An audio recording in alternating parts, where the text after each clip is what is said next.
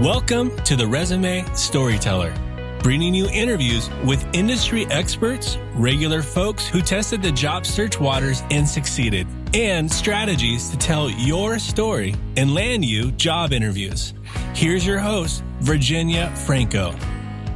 Hello, everyone. I am delighted to have with me today executive recruiter and Guerrilla job search coach, David Perry.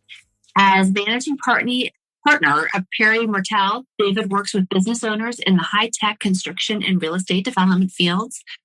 The Wall Street Journal actually nicknamed him the Rogue Recruiter in a cover expose describing North America's most sought-after independent executive recruiters. His approach to executive headhunting has been documented in 2 best-selling books, Hiring Greatness, How to Recruit Your Dream Team and Crush the Competition, and Executive Recruiting for Dummies. David shares his approach for helping job seekers crack the hidden job market as the co-author of Guerilla Marketing for Job Hunters 3.0 and as the co-founder of MyNewJobHunt.com. His writings have also been featured in Forbes, Fortune, and the Huffington Post. So, David, thank you so much for joining me. I hope it was that bio. Thank you very much for having me, Virginia. I'm excited to be here. Oh, you've heard me give just a quick overview of what you do. You wear many hats. I'd love to hear how you came to this role and what got you really interested in helping to, share with others about what you see going on with the job market.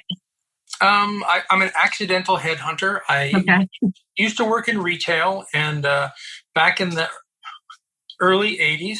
And I met this guy in my warehouse who was an MBA and really didn't want to be stacking my shelves. And I asked him what he wanted to do. And he told me, and I went and made a couple of phone calls on my lunch break. And I said, hey, I got this guy sitting in my warehouse, got an MBA, and he really wants to work at a company like yours. You want to meet him? And anyway, long story short, I got good at doing this. I actually placed 21 of my own people who were working for me in better jobs. And then I started to look at the whole recruiting industry. After I'd read, What Color's Your Parachute, I started to approach these people. Oh, I love it too. Dick was a great guy. Yeah. I approached all these companies. Nobody would hire me because I didn't have any direct sales experience. I ended up talking one guy into starting an executive search division. I would start it from scratch. I'd never done this before. Really? And it was my 13th interview. It was at 5 o'clock in the morning at his house on a Sunday. And he opened the door to go take a jog. And he said, what the hell are you doing here? And I said, well, you told me if I wanted the job. Anyway, long story short, I started working for this guy. I worked really hard for 5 months. I got married. I came back from my honeymoon. I found out that 3 of my deals had closed. It was about $84,000 in commissions. That agency had never seen that kind of money before in their lives. So he fired me. He said I just got lucky. So I went down the street and got lucky for somebody else. And then in 1988, with about 2 years experience, I started Perry-Martel. My wife is my business partner. It was her money. It was her money that started the company. It was her belief in us that started this thing, and her cash. And we've been business partners ever since 1988, and we've traveled the world and specialized in finding now, for the last 15 years, finding nothing but senior executives for tech companies, commercial real estate firms, and construction companies. Wow. I love that. And it's funny, and I don't think until you sort of are in the job search mode or helping others, you don't even know that there are people that do this kind of thing for a living. So I'm not surprised to hear that you were now a recruiter, because I don't, it's not like something you see in a career fair that comes through when you're in elementary school.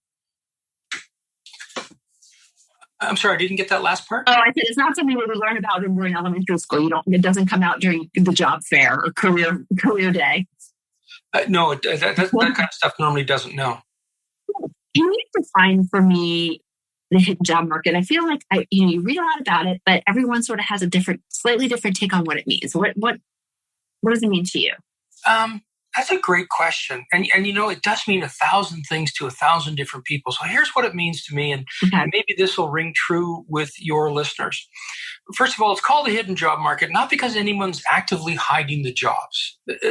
I've listened to speakers talk about this. So no one's actually actively hiding any jobs. But we call it the hidden job market for 2 specific reasons. There's an opportunity, but it may exist in a manager, in a hiring manager's head, and they just haven't had time or the ability to sit down and articulate it. So, in essence, it exists, but it's hidden because it's inside the mind of that hiring manager. The other way of looking at the hidden job market is a little bit more creative. So anybody that's listening to you has probably been to Monster or Indeed or LinkedIn and has done a job search. Here's what you don't know. Every time you do a search on Monster, for example, you'll get X number of companies that come up with a job, right, that match your skills. Right. Well, those companies have paid, in some cases, a lot of money, as much as $500 or $800 to post that ad in that one city for 30 days. Why is that important? Well, that company will have multiple competitors. Most companies have at least 10. And in America, same as in Canada, the real growth engine of the economy are small and medium-sized businesses. And I can tell you right now that small and medium-sized businesses don't and won't and haven't and will not spend $800 a month to post an ad. So what does this mean? It means that every time you see an ad on a job board for company ABC, there are 10 more companies that have the same job and probably have a same job opening, but they haven't advertised it yet because they don't have budget. Right. So those are hidden jobs because they didn't have the money to put it up. And that's what people have to remember. We teach something called the Monster Hack. You go to Monster, you throw in the 3 skills that you want to sell for the most amount of money, and up come all the opportunities. And as you're scrolling through those opportunities, you'll see companies that you know and some companies that you didn't know. Well, every time you see a company that you know or even that you didn't know, understand that they have competitors. So, the hidden job market becomes unhidden when you stop applying for jobs. I know this sounds sacrilegious. Stop applying for jobs and start applying to companies. And you do that by finding the companies that have the skills that, or buy the skills that you want to sell, and then find all their competitors and do the research on where you fit best, long before you ever even contemplate contacting them. Does that make sense? I love this. And this is what I coach my clients on as well. So what I see happen quite a bit, and I'm curious to know if you feel like this falls into the hidden job market, is where maybe a larger company that does have the money to post on Monster and in other cities, there's a time lag from when the idea for the job opportunity goes from the person's brain through HR, through to formulating the job posting, and gets published. And during that time, it's human nature for a manager to start saying, well, who do I know? Or, hey guys, who do you know? And so then by the time the posting actually comes out, there's a pipeline of people that are sort of pre-qualified. Correct. Do you think that happens a good bit, or do you think it's really more that the smaller businesses that just don't earmark the funds for this type of thing are generating the majority of the roles? You think it's both? Sorry, what was that question, Virginia? So do you think that happens? Do you think that makes up a good percentage of jobs, the ones that do get posted, but it's sort of too late if you wait till you see the posting? Or do you think it's more that we're talking about smaller companies that just don't earmark the funds for this sort of thing? That's a great question. And here's the way I would answer that.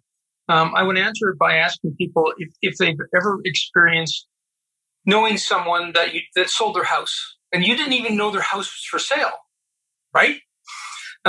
So what happens a lot in real estate is the same thing that happens a lot with job hunting. So the best jobs oftentimes never make it to the market because someone is standing there, sitting there, knows somebody, or can be found quickly by a hiring manager that's got a problem. Very few organizations spend a lot of time in advance organizing who they're going to hire and how they're going to do that. Most hiring is pretty knee-jerk because someone leaves or retires and they didn't think about it. So, I honestly think that 90%, and it may even be more than that, of the hiring that happens every year happens below the surface, and you never see it. And again, hidden, but it's not really. No, it's only hidden from you. It's a little harder, right? Yeah, it's only hidden from you because they couldn't find you. That's a whole nother topic, right? No, that makes a lot of sense. So I see that you educate people a great deal on the notion that traditional methods of job search can often be fruitless. They can be a dead end. Are there certain ones that are, offer the poorest ROI? So, for instance, job fairs versus applying online versus mail campaigns. Are there some that are more effective or less effective? So that's a trick question, and it's a good one. It's a good one, Virginia, but it's a trick question. I would say that every method of looking for a job is a good method if it's targeted, and therein lies the issue with most people. Most people don't do the number one thing that they should do before they start looking for a job, and that number one thing is clarity. If you know what you want to do and who you want to work for, and you've built your top 10 list, then job fairs and applying online and mail campaigns can all be relevant. They really can. But most people look at job hunting as a numbers game. They're going to apply, 1,000 places and send out 1,000 resumes, and somebody, by geez, is going to hire them. Recruiting and job hunting is not a numbers game. And, if you throw your life to luck, you just never know what you're going to get. I prefer to be far more intentional. And that's why I always tell people, sit down, figure out what you want to do, who you want to do it for, make up that list, and then figure out who's got the problems inside those companies that you can solve, and go and tell them how you're going to do that. And do you want me to tell you how to do that, Virginia? Please. Okay. So we have this tactic called networking with the newly departed. It's not dead people. It's people that used to work at a company. Traditional networking doesn't work for a whole variety of reasons, including the fact that when times are tough, nobody wants to bring anybody else new in because it could jeopardize their role. So that it just shuts down everything. But if you got a top 10 list and you want to know if it's worth your while to even go and talk to a hiring manager at ABC Corporation, wouldn't you like to know ahead of time whether or not that hiring manager at ABC Corporation is a schmuck or not? Yeah. Yeah. Because then we can save ourselves, hours and not days of time, right? Yeah. Right. And a lot of pain if they turn out to be a schmuck and they trick you into joining. So the way you do this is really simple. You go to Google, and I've been doing this as a headhunter, well, for as long as Google's been around. Okay. But you go to Google and you type in brackets or parentheses, the name of the company you want to work for, the name of the department, like marketing or administration or sales or operations or engineering that you want to work for, the word resume, and then you put in the negative sign, you skip a space, and you put in negative apply. So what that tells Google to do is go and get all of the resumes, not the jobs, because jobs say apply here, so it throws out all the jobs. It tells Google to go and get all the resumes of all the people that ever worked in marketing for ABC Company. Whoever worked in that department. Yeah, in that department, right? So you start to read these things, and they come in, based on how fresh they are. That's how Google works, date-wise. So you start to read these things, and you find one that was, done by. It's a resume of Virginia Franco, and you just pick up the phone because Virginia's phone number is right there, and you say, "Hi, Virginia. My name is David Perry. I know that you used to work at ABC Corporation in marketing, and I'm doing some research. I'd love to find some time that I could ask you some questions. Would you mind?" And they'll either say yes or no. 95%. Those companies, I think that stuff would be confidential. What would be confidential? The resume. No, it's right on Google. So if you work for AT&T and you have an AT&T marketing plus resume minus supply, people that applied for jobs at AT&T will show up their resumes.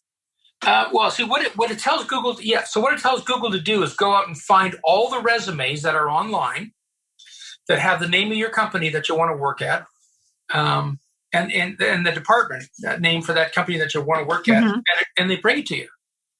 It's not, and when you put it in minus apply, because job ad, what you don't want is all the job ads, right? Right. You just want the resumes. So you want to pick someone, or I always say pick 3 people.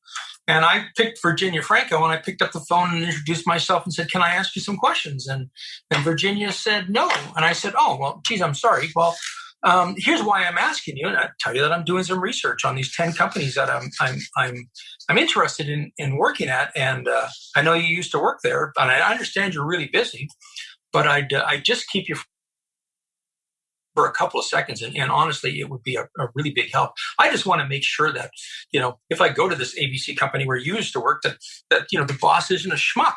And people will, and so these are the people that have said no, right? And they'll laugh. No, they're not a schmuck. Or, oh yeah, you want to avoid that one. And then you ask a couple more questions. So what you do is you end up whittling down your top 10 list to maybe 8 or 7. But Virginia, that these are the 7 companies that you can work for because they've got a problem that your skills apply to, and you've probably got accomplishments that you can talk about with these people. So what you do with that is you then turn around and we call them Guerilla cover letters and Guerilla resumes. You then put together a cover letter, and you do this for a living, and you're good at it. And it says, "Hi, my name is," and in my last role, I solved these 3 issues. And I'd love to have a coffee and tell you about it because I understand these are the same issues that you have. And you send that. You're speaking specifically to their pain points. Yeah, because when they get it, it's not a resume, and it's not a "please give me a job" letter. It's a "you got a problem I can solve. Let's talk about this." And in all honesty, this. If the problem is big enough, you're going to have a coffee. And if it's really big enough and worth money to solve, they're going to either offer you a contract or they're going to hire you. We have done this tens of thousands of times. This works. And, when people talk about customizing your resume and your cover letter to every job, this is really what we're talking about. We're talking about, 90% of your resume is going to stay the same. But that last 10% really deals with the employer or the hiring manager's pain points. And it just makes it so clear to them. Send the cover letter, but don't send a resume. So you're sort of like pitching the journalist to cover you in the news. So you just send the pitch, and the pitch is, "This is the problem I've seen, and this is how I can solve it." Yes, and that works fabulously well. And if you're not going to send a one cover or a resume, whether it's 1 page or 5, you're just going to send the letter. That's fine. I suggest then that you also go back into your LinkedIn profile, make sure those issues line up correctly with what that hiring manager's issues are. And for the 7 or 8 companies you're going to do this with, the issues are going to be very similar because you went out looking for companies that had the issues that fit the 3 skills that you threw into Monster or LinkedIn. I love that. Makes sense? Yeah, no, it does. And speaking of LinkedIn, do you feel like I never thought of using the Google search tool that you suggested, but what I have told people is to use LinkedIn's filters to find people that either work there or that have recently left there, and use that to find people. But I like the Google approach as well. And so it works, and your idea works as well if you go and find people who used to work at the companies you're targeting. It's easier to network into a company and find out the truth than it is to network into a company that you're trying to get into. Because by going in through the back door and finding people that used to work there, you get to ask some pretty pointed questions about what the real issues are. And you get to make a decision up front whether or not you even want to spend any more time going after these companies. No, you're right. And you do tend to get better intel, in my view, from people that have left because they don't feel the need to toe the company line. Correct. Absolutely correct. Wow, that is brilliant. So in terms of this approach, do you feel like this is a completely industry neutral approach? Does it work better in some than in others? And then what about its effectiveness depending on the level of your career, executive and C-suite versus early to mid-level? So I can say with absolute certainty that regardless of whether you're a student in high school or a CEO of a major corporation, this approach works. And it even works for shy people if they can get the courage to have that first phone call and try the networking with the newly departed. Because even just doing it once, they will discover that it's impossible for someone on the other end of the phone to kill you. Your life will not end if they hang up on you, if they get mad at you, and it just doesn't happen, right? But these are all the images that go through your head. All they have to do is do it once, and they're hooked. And all of a sudden, you're a master researcher, and you're just going to town and having fun. Your job hunting gets to, I know it sounds bizarre, but job hunting like this can be a lot of fun because it's very targeted, and you get to have great conversations. And you're not waiting around for someone to get back to you, and you're not trying you're not pestering someone to try and pick up the phone and return your call because you don't know where you are in the process.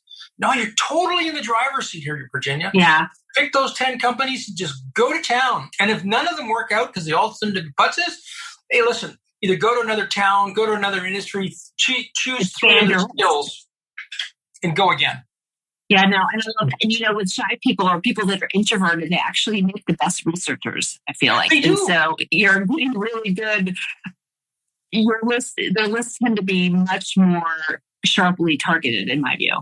Yeah, and in their case, they're going to send maybe they use a Trojan thank you card. Thank you. Mm-hmm. And I'll tell you about that if you want. Yeah, please do.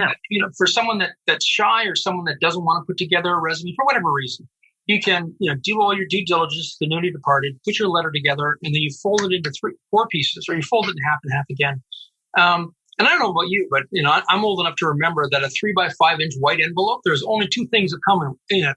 Either a thank you note or a party invitation. That's right, and not anthrax. So exactly, right? The divorce papers never come in anyway.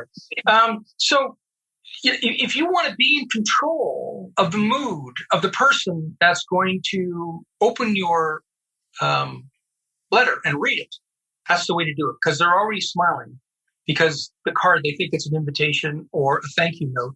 And you just start off the letter with one simple line that says, "Thank you very much for reading my letter." And they go, "Oh," and they smile. Again, they don't feel they've been duped. They smile again. And there's your pitch. And if you're shy, you've already detailed what you've done. They're going to pick up the phone and they're going to call you. So you're saying to focus before, so you've got take a little piece of paper and you send it and do that in lieu of the call to try to warm them up to do the call? You don't have to warm them up during the call. You just send them the. And by the way, you can Google this, right? Trojan thank you note. Okay. Or Trojan thank you letter. All this stuff I've written about it many, many times. It's up on Google. It'd be easy to find by anyone listening. And all the instructions are there. The onus is now on them. They get it. They call you back. I can't tell you how many thousands of people have started conversations that have led to jobs this way. And we both know, Virginia, that the hardest part of the job search process is starting the conversation. Yeah. And by putting a letter together like this, or putting your resume together that focuses on their issues, it's easy because you don't have to talk. They know that you've solved their problem. So they're introducing themselves and, literally, we've seen this happen, begging you to have a coffee with them to find out more. And you just have to go and have a conversation. It's not a job interview. It's not a job interview. You're not asking for a job. You're asking for information. Correct. Is there an email version of the Trojan thank you letter? I'm just thinking now that people are still not completely working in offices yet. That's a really good question. So, an alternative to the, again, you can Google this, an alternative to the Trojan thank you card is the email chain letter. And I know that nobody likes chain letters. However, let me explain how this chain letter works. Okay. You got your list of top 10 companies you want to work for, and you take 10 of your friends, not 11, not 20, not 100. You take 10 people that actually like you and they know you. And you send them an email letter that says, Dear Virginia, as you know, I've left XYZ company where I was a project manager or whatever it was, fill in the blank. And I'm looking for my next opportunity. And my top 3 accomplishments there were line, bullet. And I actually have a list here of 10 companies below that I'm looking at. So could you do me a favor, please? Could you, look at the list and let me know if you know anybody that used to work at that company or even works there now, but used to work at those companies? And if so, can you call me and let me know? I'd like an introduction. And secondly, if you wouldn't mind, could you forward my email on to 10 of your closest friends and ask them to read this and do the exact same thing? That's the chain letter part. And then you say, thank you very much. P.S. Nothing bad will happen if you don't pass on my chain letter. If you break this chain. And you don't. So people laugh, and they do. My daughter did this. Really? Okay. Do you want me to tell you that story? Yeah. I'm standing in the airport in Detroit, and my phone goes off. I'm getting on a plane, and my daughter says, "Dad, it's Wednesday. I gotta find a job, and I gotta talk about how I did it for a presentation." I said, "When's the presentation?" She said, "Friday." I said, "Oh, okay. So here's what you do. You're going to do a targeted Facebook ad campaign. We'll talk about that later." I said, in an email chain letter. And she knew what the email chain letter was because she was 20 years old at the time. She's 30 now, so she knew what that was. So she said, great. So I get on the plane in Detroit. I fly to Philadelphia because that's my connection to Montreal or Ottawa. So I land in Philadelphia, and my phone goes off, and it says, "Hey, great, the letter's done. I just need your credit card number and your PIN." So I give her that stuff, get on the plane, land in Ottawa. 3 hours later, and the phone goes off, and she said, "It worked." I said, "What worked?" She said, "The letter. I got 2 interviews tomorrow." I said, "BS." She said, "No, absolutely." And anyway, she made the presentation on Friday, and the following month, she had the interview on Saturday, and the following Monday, she left for a 6-month stage internship in the Ukraine. Wow! And the chain letter email campaign. So the chain letter email, again, you can Google it. It's something that we make people do on the second Friday in our boot camps. You spend the first week and a half lining up all your material and getting your voicemails written, scripted, and all that kind of stuff. And then Friday, we make you launch with this chain letter email thing. And the pushback I get on this is extreme. And then I always say, chain letter and you cringe, right? But yeah, people just don't believe it's going to work. And then, and I've had, one of my best friend's daughters, who was, in her early 40s, tell me that, this is just, and she's in marketing, just the stupidest thing she's ever heard. And I said, "Kate, listen, either you execute this today, and we'll talk about it next week, or don't show up for the boot camp on Monday, because I don't care." Anyway, she executed it. And I know this because she did this first thing in the morning on Friday morning. And about 10:30, she calls me and she says, "You'll never guess what." I said, "What?" She said, "Well, I executed the chain letter. I've had 4 phone calls, and the company that's on the top of my list," it was an advertising firm, "the top of my list actually phoned me, and I've got an interview this afternoon." I said, "Good." Anyway, she closed it a week later. And so, did you send your resume as part of the chain letter campaign or no? No, you don't. Don't bother. It's a personal invitation, because if they want to know more about you, they're going to look at your LinkedIn profile, right? That's right. And your LinkedIn profile talks about what you've done, because you know what these companies are looking for, because you did the research with the new. That's right. That's right. And so it's all there. Your point, it always begins with the research. Oh my gosh, that's brilliant. So this is actually a perfect segue to talk about social media and social networking as a job search tactic. So how do you get started? What other do you teach in boot camp about the role of social media in this? What do I teach about social media in the boot camps? And social networking, yeah. You reference Facebook campaigns. Yeah, we talk about a bunch of things, but they all have a common theme. And, Okay. and it's all around. Remember the story Hansel and Gretel? Mm-hmm. Yeah, the old man and the wicked stepmother, whatever. So he takes them out in the woods, and leaves them there to die. And Hansel leaves breadcrumbs, and they find their way back, and they keep doing this. So it's the same thing with the job search. All right, only it's digital breadcrumbs. Here's what I mean by that. And it doesn't matter. And these rules apply to every single social media, including Instagram, that anybody's ever going to need to use to get a job. And that is when you start with clarity and you understand what you want to do and who you want to do it for, what skills you want to use, and you talk about those skills in those social media platforms because they ask you for your name and what you're interested in. You get to put your profile up, right? So as long as those words describe what you want to be found for, those are digital breadcrumbs. So no matter where someone searches, and I'll give you an example in a second, no matter where someone searches, they're going to find those digital breadcrumbs that lead back to you. And I'll give you a perfect example. Yeah. This Detroit thing where I was talking at the World Economic Forum in Detroit. I got 800 some odd engineers in the room, and I'm making fun of them because I'm just a simple BA in economics, and they're all engineers. And I said, I asked them because I held up a $50 bill, an American $50 bill, and I said, if you can tell me how many exhaust systems engineering jobs there are in Detroit, I'll give you the $50. So I went around the room for about 5 minutes, and nobody's even close. And I said, well, listen, I got up this morning at 5:30, and I did a guess. I went on Google, and Google says there's 43, and LinkedIn says there's 35, and Twitter says there's 16. And here's why I can tell you that. I said, because I'm a very simple recruiter. I'm a BA in economics. So if I'm a recruiter, I'm going to do what every other recruiter does. If I have a job order where I'm looking for an exhaust systems engineer in Detroit, I'm going to do the same thing over and over again, different words. So I said, would all the exhaust systems engineers please stand up? And so about 40 some odd people stood up. I said, great, thank you very much. Remain standing. Now I'm going to ask you, if I went to LinkedIn as a very simple BA and typed in the words that I know are going to describe the person that I'm looking for, which would be exhaust systems engineer, Detroit, would I find you?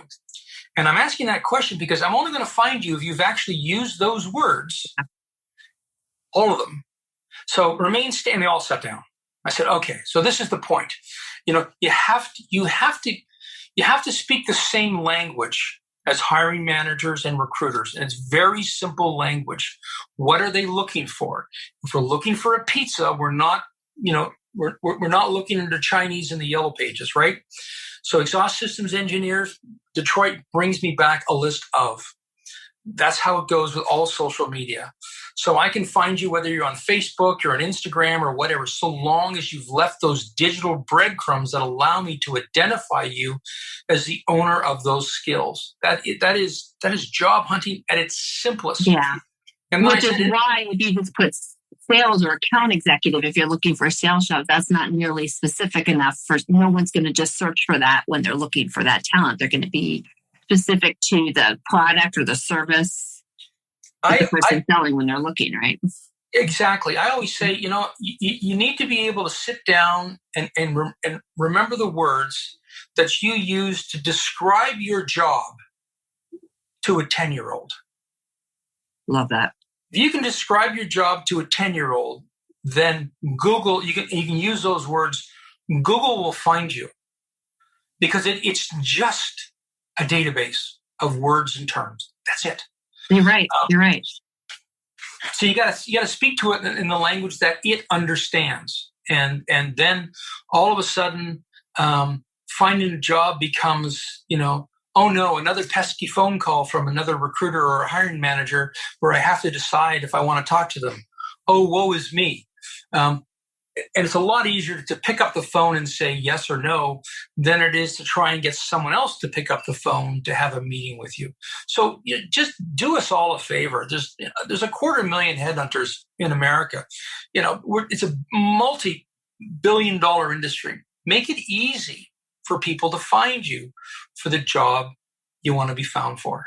So you're recommending a two-pronged approach then. Make it easy for people to find you, but then also reach out to find people. Absolutely. There's only two ways to find work, Virginia.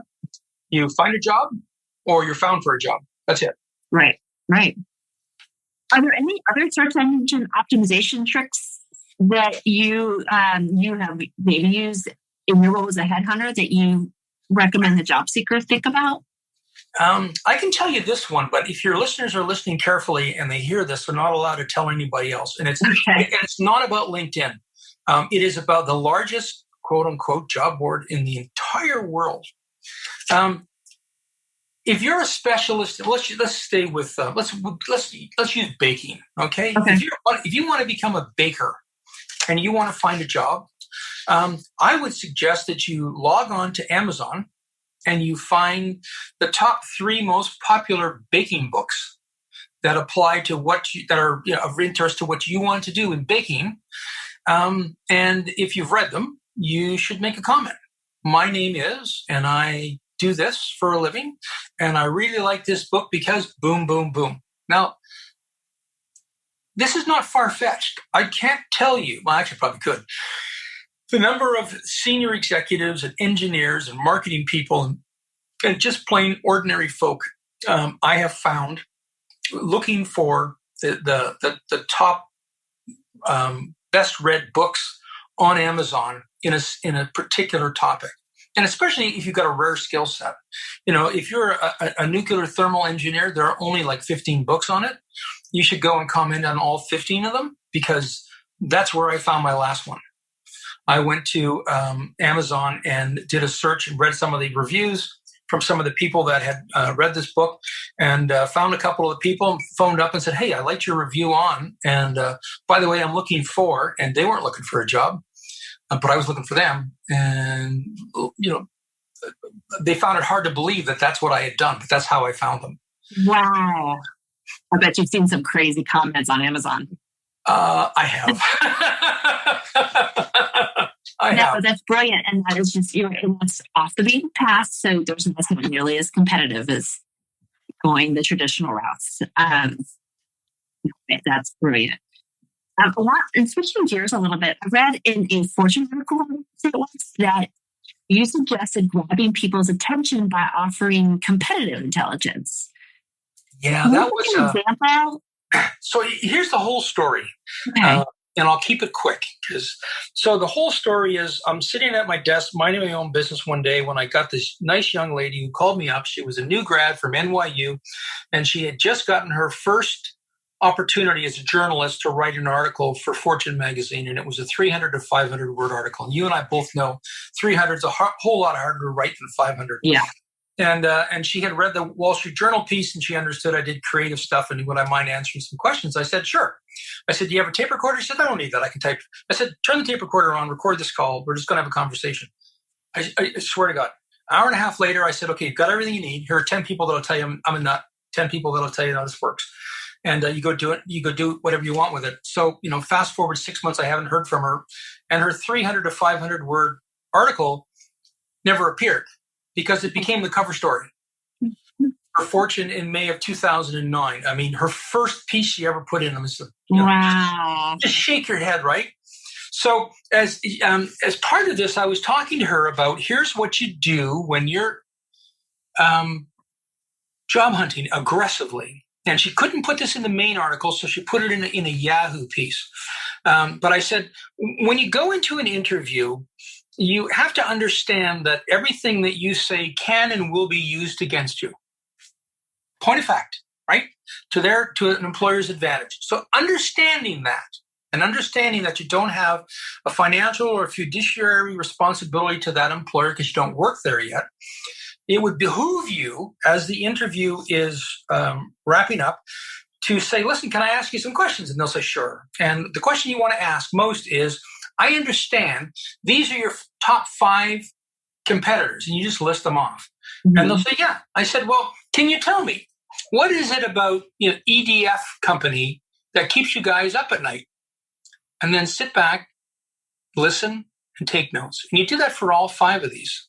And if someone is actually willing and silly enough to answer those questions, it is in your best interest that as you leave the interview and thank them, whether you got that job or not, because you don't know yet, you don't owe them anything. But you're leaving, when you go out in the parking lot in your car, you close the door, and the first thing you do is you open up your daytimer or whatever you've got, and you have the names of the hiring managers or executives or whatever it is of those 5 companies, and you phone them up and you get their voicemail and you say, "Hi, my name is, and I just came out of an interview with," and you wouldn't believe what it is you're doing that keeps them up at night. If you'd like to know, call me back, blah, blah, blah, blah, blah, phone number, hang up. Do that 5 times. You will get 5 calls back. You will get 5 more interviews. And wow. when this came out in Yahoo, oh my God, it was just, I felt bad for her because Yahoo had to take it down after about a week. I don't remember the exact numbers, but there's over 750 HR managers who chimed in and called me the evilest man, the evilest recruiter in America. But honestly, when you think of this, does it not make sense to do that? You asked a question. Perfect sense, yeah. And someone answered it. They gave you the answer. You have no relationship with them. That's right. They're not paying you, right? They're going to hold everything you've said against you when they negotiate with you if they're going to hire you. It's your opportunity to take that intelligence and use it to your own advantage in the market space. Again, it's a bold move. It's not for everybody, but boy, those who use it have had very good results. Yeah. Yeah, I can see some people feeling a little squishy about it. But there's plenty that won't. So, to me, it's all about listen to all your options and then pick which ones you're going to try. I love that. Well, it's a job search is multimodal, right? You have to try. You have to have a list of things that you're going to try, and you're going to do them all at the same time, not one after the other. It's in the armed forces, in the military, we call it the force multiplier effect. You go over, you go under, you go by sea, you go by air, all at the same time. All at the same time, that's right. And so you're saying to drop that person's name in the conversation, or can you leave it neutral? That you really what I just heard in this interview. Sorry, Virginia, I didn't hear that question. I'm sorry. Are you saying that you should drop the person's name that interviewed you, or are you saying just say? No. Just say I just came out of it. That's a great question. Thank you for asking. That is a great question. No, you don't mention who you're talking to. You say I come back from an interview for this kind of position, and you wouldn't believe what it is that you're doing that keeps them up at night. Do you want to talk about it? I love that. And some people won't have an answer because they haven't really, they're not thinking that strategically, but all you need is one person just weigh in and you've got some intelligence, some good thought. It's great. Oh yeah. I mean, as a recruiter, I'll give you an example. As a recruiter, I've made presentations of candidates. We call them most placeable candidates, an MPC. I'll make a presentation to a company I don't know, and I'm talking to the CEO or the VP of something, and they'll say yes or no. And if they say no, we're not interested in that kind of person, I'll say, well, you know what? Eventually, I'd like to do business with you. So let me understand. I'm going to put this candidate somewhere because they're 5-star.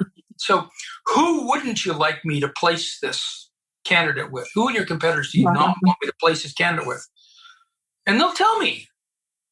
And I don't have a relationship, right? So if you tell me I don't want you to place them at, M&O Corporation, I guarantee I'm going to take a look at M&O and I'm going to see if there's a fit there and I'm going to make the call. Yeah, no. That's what we do. No, that's right. It's not like this stuff is off the record. I love that. So I'm going to shift gears slightly, but I would love for you to weigh in and maybe settle the debate. Do you feel like a resume, which is more important in your mind, a resume or a LinkedIn? LinkedIn. LinkedIn. Why? LinkedIn because if it's used correctly, most people don't use it correctly, because it can be changed on the fly instantaneously. It can be accessed by anybody, any time of the day, 24/7. Keeping that up to date is very easy, and if you keep it accomplishments focused, that's what people will find you for. Resumes have to change, and in all honesty, resumes shouldn't be any more than a page, in my estimation, 2 pages at most. And resumes are really just, and here's where I get myself in trouble. Resumes are really lingerie, as opposed to flannel 90s. A resume is designed to get a reader's attention for about 30 seconds, just long enough. Right, yeah. Just long enough to prompt them to pick up the phone and call you. You don't want to tell them your entire life story. You want to wait for the interview for that. And it's the same thing on LinkedIn. You don't want to take your resume and just dump it into LinkedIn. No. You want to talk about what you did, what your accomplishments were, why you loved working there, what gets you up in the morning and gets you going. And there's no place for that in a resume. No, yeah, that's why I like reading LinkedIn more. So if resumes are the lingerie, then what's LinkedIn? Oh, I'm going to get in trouble. It's a peep show. Oh God, I'm going to get in trouble. It's a chorus. It's a chorus line. How's that?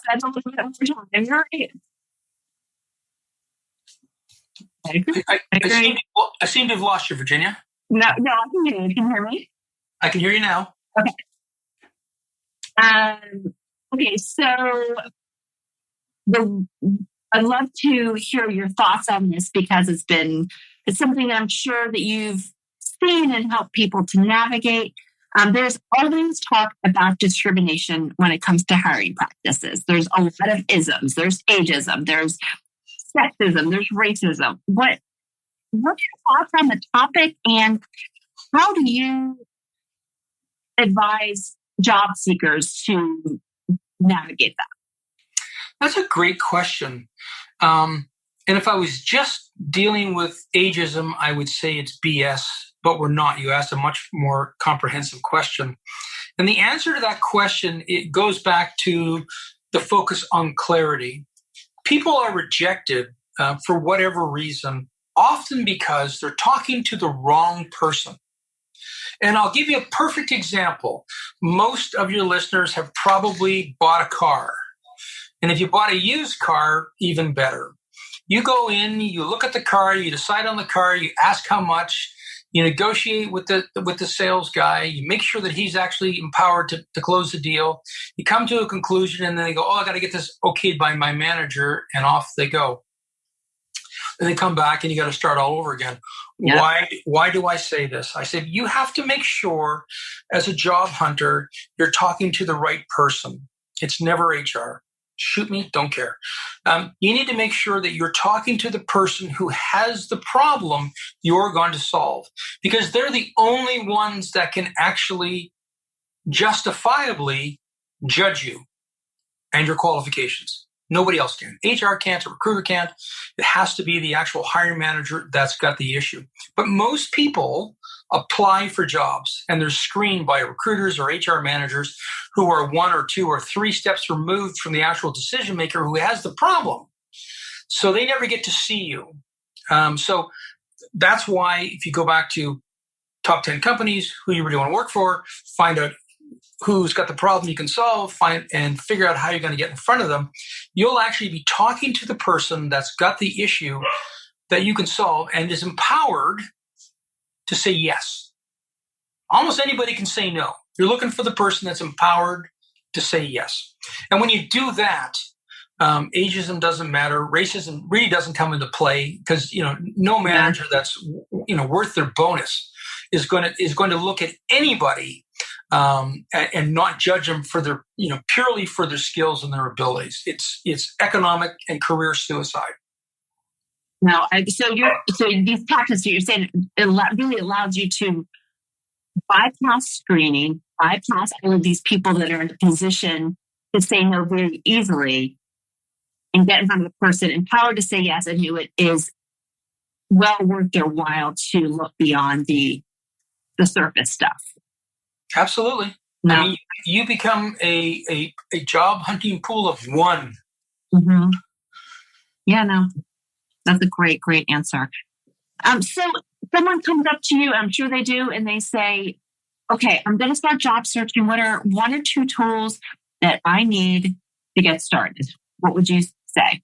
I would say I'll give you 2, and they're both free. Okay. And the first one is a double. So the first tool you need is enthusiasm and joy.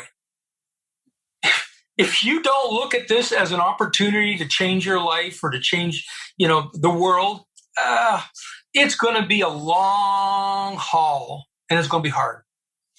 And I also so enthusiasm and joy and clarity. If you know who you are and what you want to do and who you want to do it for, you'll find opportunities to work with them everywhere. And I'll give you a perfect example. If you've ever bought a brand new car or even a used car and you've driven it off the lot, it's a white Dodge Charger. Driving home, you'll notice on the road a whole bunch of white Chargers that you never noticed before because you weren't tuned in. Your reticular activation, your RAS was not in focus. If you focus with clarity on what you want, you're going to find those opportunities. They start to pop up. It's true. Absolutely everywhere. No, that's so true. So you have 2 hats. You've got your boot camps. You have your recruiting firm. You've got all of these books. What is next for you in 2021? I'm getting ready to retire. And I'm getting ready to retire at 65. In the next 4 years, I have a lot to do. I've got 2 more books on the go. We've just launched that new book, Diary of a Successful Job Hunter, Actionable Tactics and Practical Strategies to Land Your Dream Job in Any Economy. And we put it out for free on my new job hunt. My goal over the next 4 years is to show America and, frankly, to show the world that there's a better way to put people into occupations that they'll be fantastic at. Yeah. And that by doing this, it will allow us as the planet, literally, to solve the bigger issues that are facing all of us. Nobody can stop and help anybody else in the world unless their own issues are taken care of first. And there's so much turmoil now, there doesn't have to be, that if we can just settle out some of these issues, like putting everybody back in jobs, and if they happen to be jobs that they like, and the right jobs, right? And the right jobs that are even better, then, I grew up in the United States of America at the United States Air Force Academy in Colorado Springs in the early 70s, loved it. And I know what America is capable of doing. I've seen what America has done for the rest of the world, and it's all good. So let's get everybody back to work, and then let's sit down and figure out how we focus in on the really big issues in the world and get them solved. It's all within our hands and the capabilities. Oh gosh! Well, I am an immigrant. I came here as a baby, and I'm going to share what you said to my father, and it will make him so happy. So I have on your bio links to my new job hunt, your LinkedIn profile, Perry-Martel, and then also links to the 3 books that I've referenced. If people want to learn more, are there any other sites that you want to call out so that people can find you? The only other place that they can get more tactics is if they went to GM. It's the letters GM, the number 4, and JH.com. So that stands for Guerrilla Marketing for Job Hunters. So GM for JH.com. There's like 1,800 articles that I've written over the last 15 years, and I guarantee you 99% of them are still germane and will work today. Well, this stuff is evergreen, what you've been sharing. I mean, except for the whole mail thing versus email because of COVID, everything else will probably ring true 20 years from now. I think so. These are skills we should have learned in school. We didn't. That's right. I know. It's such an issue. Well, I cannot thank you enough. You have taught me more than a thing or two, and I appreciate you taking the time and sharing such concrete examples. This was wonderful. Virginia, thanks for having me on. You asked really good questions and great follow-up. I wish you and all your listeners the absolute best. Have a wonderful week. Thank you.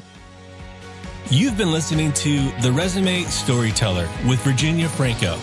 To learn more about storytelling strategies to catch the eye of today's online CM hiring and decision makers, please visit www.virginiafrancoresumes.com.